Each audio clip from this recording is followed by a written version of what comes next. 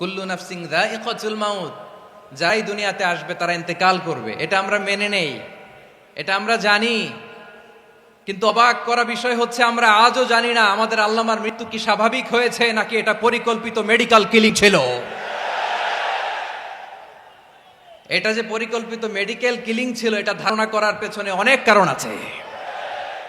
তিনি আধিপত্যবাদের বিরুদ্ধে সোচ্চার ছিলেন, ফ্যাসিবাদের বিরুদ্ধে সোচ্চার ছিলেন, রাজনৈতিক প্রতিহিংসার শিকার ছিলেন। এজন্য এটা মেডিকেল কিলিং হতে পারে এ ধারণা আমরা করতেই পারি। আওয়াজ করে বলেন ঠিক কিনা? যে সময়টা আমরা কাটাচ্ছি এত সুন্দর সময় বাংলাদেশ আর পাবে না। আমাদের জন্মের পর থেকে এরকম চমৎকার সময় আমরা পাই নাই। এটাই আসল সময়। আমরা ইন্টারিম গভর্নমেন্টের কাছে দাবি জানাই, উচ্চতর তদন্ত কমিটি করে এটা কি হত্যাকাণ্ড ছিল নাকি স্বাভাবিক মৃত্যু ছিল, এই রিপোর্ট গণমানুষের কাছে প্রচার করে জানাতে হবে। এই দাবির সাথে কি সবাই আপনার একমত? কারা কারা একমত হাত তুলে দেখান।